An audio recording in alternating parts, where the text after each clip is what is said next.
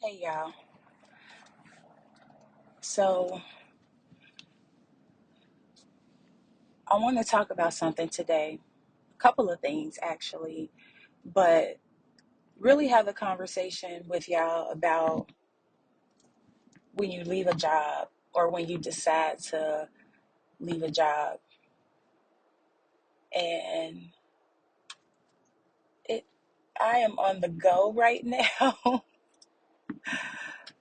I'm on my way to pick my son up and I'm going down the street and I see these two kids, had to be in middle school, and they're walking side by side, and this guy is walking with his hand just smack dab on this girl's right butt cheek, and it was so funny to see. It's like this is how y'all are walking down the street. You're not even old enough to drive. That was funny. But anyway, the conversation today is something that we absolutely need to address as far as professional etiquette and your personal brand and just how you move and how you navigate in corporate America. And this stemmed from a conversation I was having with somebody recently. And this person's perspective was people just leave their jobs and then they'll blindside the manager, like, oh, hey, by the way, I accepted an offer for another job. I'm leaving in 2 weeks. And these days, 2 weeks is a generous notice. And so he said it would be nice if people would have these conversations before they accept an offer to let the manager know what's going on. And I mean, a lot of times that's how it happens. I've been in that situation where I've had people resign and say, I'm putting in my 2 weeks notice. I've had people say, I resign and I quit right now and I'm walking out the door like right this second. And maybe once or twice I've had somebody come to me and say, hey, I have an offer that I'm entertaining. Are y'all willing to match? And I remember one specific instance of that where somebody came to me with that. And it turns out they were actually bluffing. They did not have an offer. They were trying to use that conversation as leverage to get more money. And I laugh about that scenario because it's like, you didn't even have to go through all of that. You didn't have to conjure up some story that you had an offer and they're paying you 20,000 more and you wanted to see if we would match it. You could have just came and said, I'm making X amount right now and I feel like I need to be making Z. So I want to have a conversation about money and how much I'm being paid for this job. It's a conversation that rarely happens, but it's so necessary. And a lot of times it doesn't happen because employees feel like, I don't want to feel awkward. I don't want my employer to think I'm being greedy. There is absolutely nothing wrong with asking for more money because what you're doing is asking. And when you ask, they're either going to say, yes, we'll accommodate you, or they'll say no.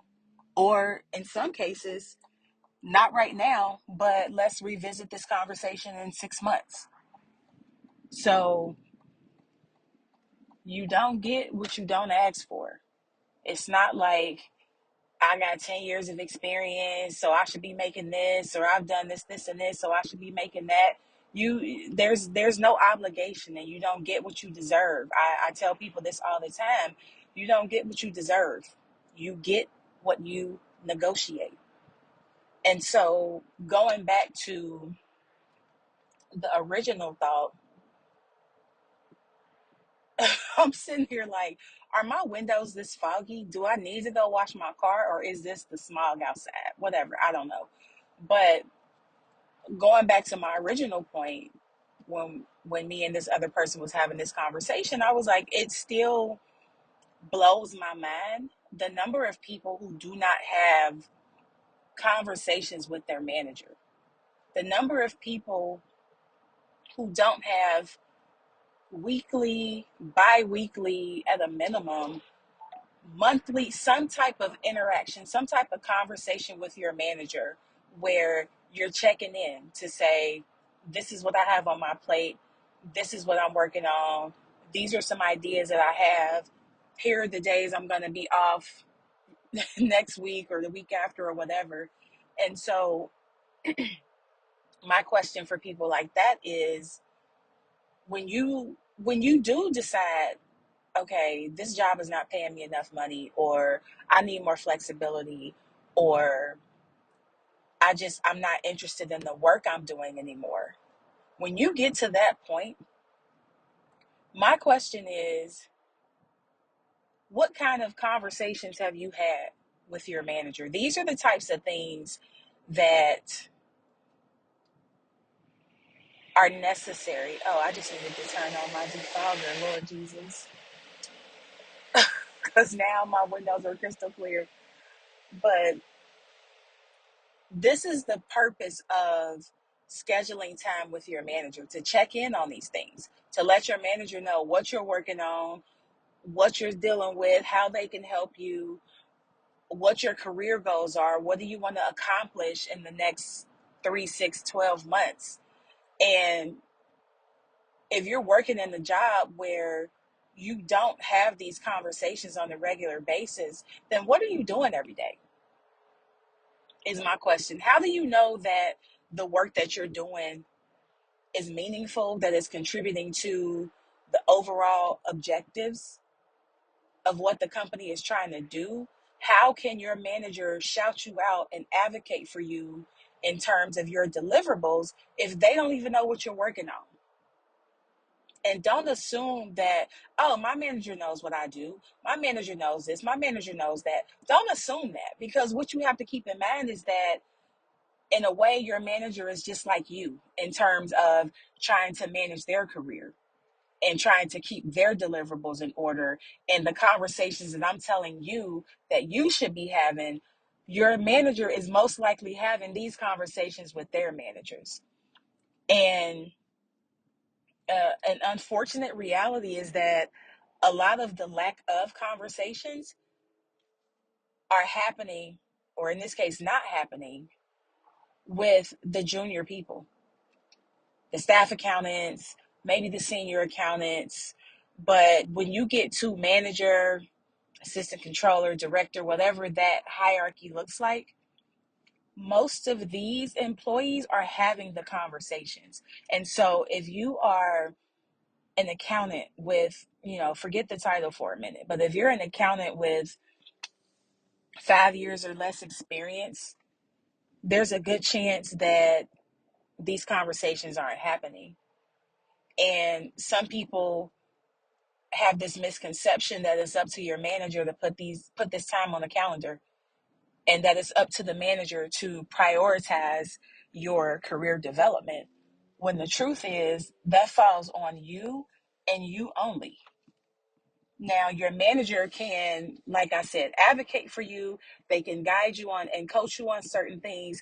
They can direct you to resources, whether it's a course or a certification or a conference, a professional conference. They can direct you to different resources to help you develop. But it is not your manager's job to manage your career.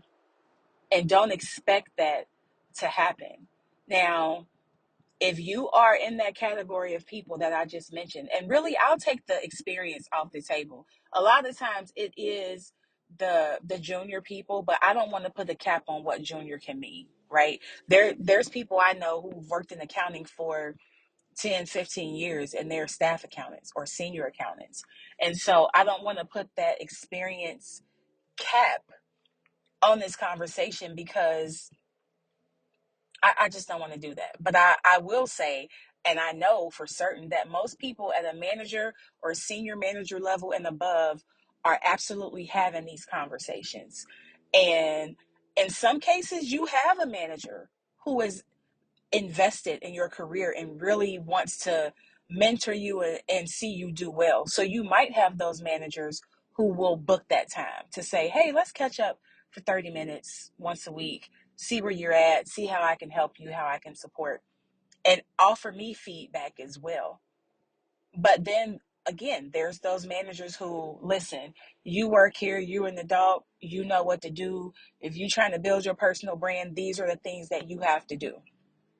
And so my advice to you is don't stick around to try and see which manager you have. Take ownership of your career and of your brand and initiate those conversations. If you're not currently having those conversations, I dare you book 30 minutes on your manager's calendar and say, hey, I'd like to share some updates with you with where I'm at or what I have going on, or I want to get your feedback or your thoughts on something. So book that first 30-minute meeting, prepare an agenda, have some items that you want to talk about, whether it's high level, FYI, these are the projects I'm working on. This one is going well because of A, B, and C. This one, not so much because I'm waiting on a report from this person on this team to do this and do that, and they've been out of office and blah, blah, blah. We all know how that story goes. You could also have an administrative or housekeeping point in the conversation. Oh, by the way, I'm going to be out on Thursday and Friday of next week. I put it on your calendar, or I will put it on your calendar, whatever. And then you can say, I booked this time. I just want to get your thoughts on my performance, some things you think I could work on. What do you think I'm strong in? And really get that advice and get that feedback from your manager, because these are the people who have the most visibility into what you're doing. And sometimes working in, whether you're in the office, virtual, hybrid, especially in the virtual and the hybrid situations, it's easy for your manager to lose sight of what you're actually doing. If there's a large team of people and you all have different responsibilities, it's a lot for a manager to juggle. And so, again, you don't want to be the one sitting around wondering if your boss knows what you're doing or wondering why nobody's shouting out the project you worked on. It's probably because they didn't know what you were doing. And so, I do have a one pager I put together to help create your agenda, put together your talking points, and even the follow up to the first meeting to say, I appreciate your time and the feedback. I would love for us to have this conversation again. Do you mind if I put 30 minutes on your calendar once a week to check in, or every other week? Most managers are like, yeah, absolutely. Like, I'd love this. And then they end up loving it too. And then they'll say, oh, well, I had this conversation with Nicole, but there's 6 other people on my team, and I would love to get this time with them. So then they start initiating conversations with other people on the team. And so there's nothing wrong with you being the game changer or you being the catalyst for the professional development and the engagement and the relationship building to happen on your team. So when you do get to a point of you feel like you're leaving a job or it's time for you to start looking for a job, you might say, hey, I've been in this role for 2 years now, and I'm I'm ready to do something different as far as my job responsibilities. And then you can have a conversation with your boss. Oh, you know what? This team, this department over here needs a person to work on A, B, and C, and I think you're really good at that. Or, you know what, I get it, you've done a fantastic job here. What you're looking for is not, we don't have the opportunity here for what you're looking for, but I'm happy to help you land where you want to be. Now, again, I'm speaking from my perspective as a manager. Not every manager is going to do that. But if I have somebody on my team that we have these conversations, and through one of our weekly one-on-ones, they say, hey, you know what, I want to do something else. I've done general accounting. Now I want to flip and do compliance, or I want to do tax or whatever. If there's an opportunity, then I would make an effort to align that person with those opportunities, whether they're on my team or not. And then if there's not an opportunity, if it's one of those situations like, oh, well, you want to be the accounting manager, but there's no upward movement unless the current accounting manager leaves, and then you apply to backfill the role. If it's a situation like that, I'll be transparent and say, look, what you're trying to do, I applaud what you're trying to do. I don't know if this is the right place for you to get to where you're trying to go professionally, but here's what I recommend. Or if you want to go work on an internal controls job, I would say, you know what, check with compliance, check with the financial systems team. I'll put some feelers out there and see. Or I would say, you know what, X company is hiring for a senior internal controls manager. So it's not really all about trying to keep people. The bigger goal is positioning people and plugging people into opportunities to get them closer to where they want to be. Because if I was to say, well, I think you're doing fine, I don't think you should go anywhere, and we really want to keep you on the team, and here I am trying to keep you on the team for selfish reasons because I don't want to be short staffed, but I know that you're not happy, nobody's winning in that situation. And so I'm not going to be driving a bus that I know is not in a winning situation. So if it means that you're better suited elsewhere, it's okay. I would much rather have somebody in the role who's passionate about it, who's willing to learn, and it's totally okay to outgrow a position, to outgrow a company. If it's more like, hey, I make 75,000 right now and I want to make 90, that's not a reason for you to say, you know what, I'm about to update my resume and I'm just going to find me another job. That's an opportunity for you to bring that up in a one-on-one with your manager to say, hey, I want to talk about my pay, this, that, and the other. And they might say, hey, we value your contribution. You're a great team player. We think you're a huge asset to the company. We'll give you X, or can we meet in the middle at this? Or they might flat out say, you know what, it's not in the budget, so no. Or they might say, not right now, but let's revisit the conversation again. I had a manager say that to me before, and interestingly, he left a few weeks after that. But don't be afraid to own your career. Don't be afraid to speak up and say what's really on your mind, and forget worrying about feeling awkward, or I don't want them to think I'm greedy, or I'm just going to go somewhere else. Get in the habit of using your voice, amplifying your voice, doing so with tact and respect, because there's a way to do that. Everything doesn't have to be so emotionally involved, and do what works for you. And the disclaimer, I don't want to say a disclaimer, the the statement with the asterisks that I'll put on all of this is, if you're working in the job and you leave in because it's a toxic environment and the culture is not there, or there's any type of illegal activity going on, then walk out the door, run the other way fast. And it's a best practice to give a 2 weeks notice in general when you resign from a company.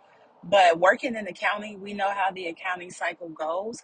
And I feel like if you work in accounting and you leave a job for a reason other than bad culture, illegal activities, unethical things, etc., I feel like you really should give a month's notice.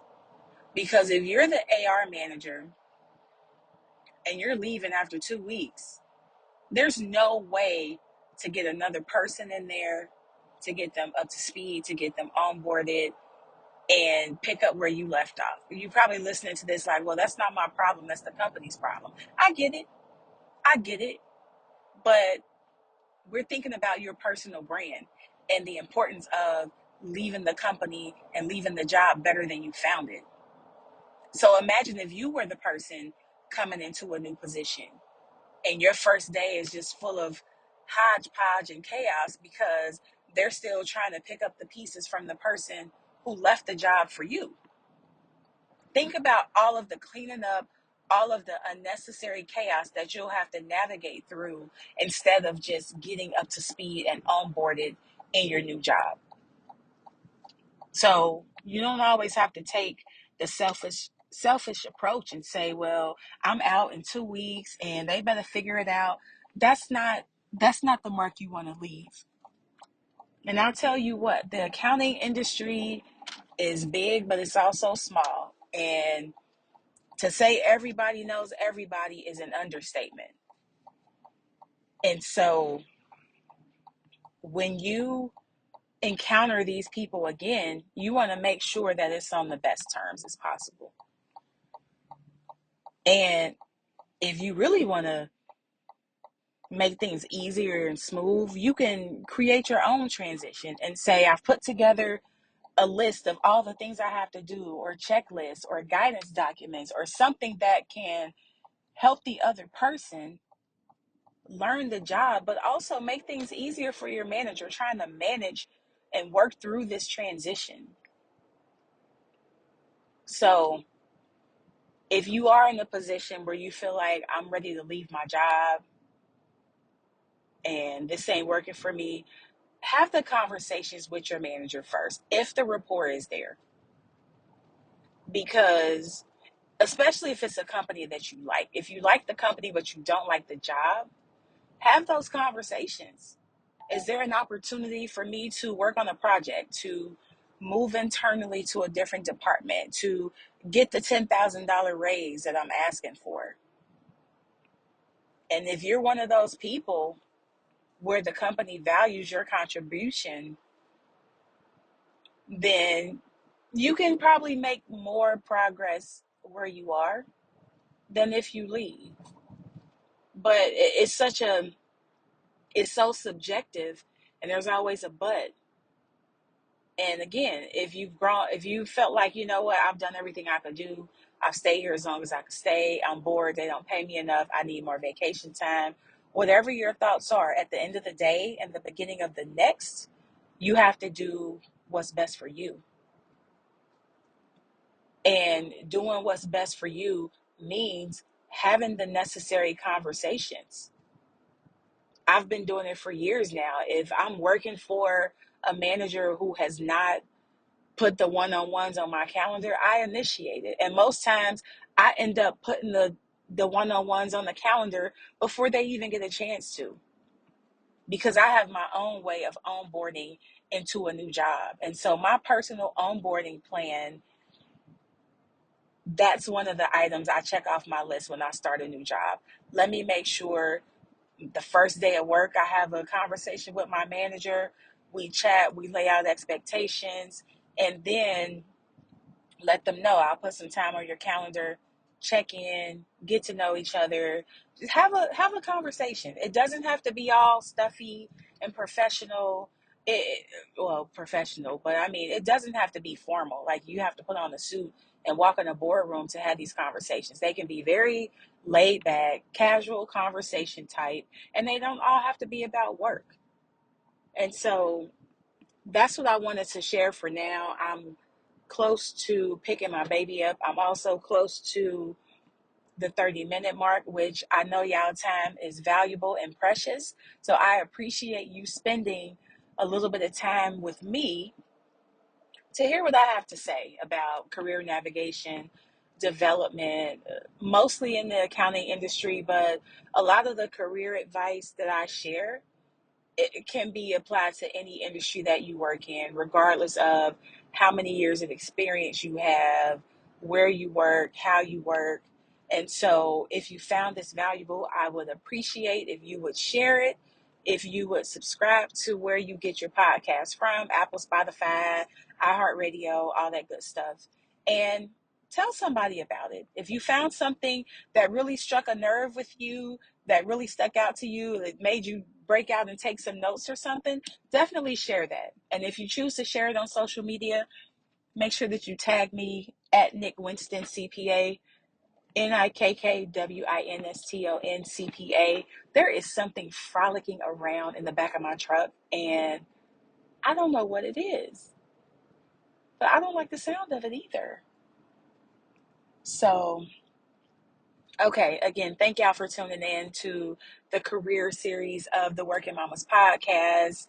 I hope that you will go back and check out the other amazing episodes that are published, and stay tuned for the new episodes that are coming out. So if you have any career questions, feel free to reach out to me, hello at winstoncpagroup.com, and I will gladly work through your questions, see your response with some guidance and some recommendations. And I might even invite you onto the podcast one day. So thank you again for tuning in. Y'all be good, and we will talk soon.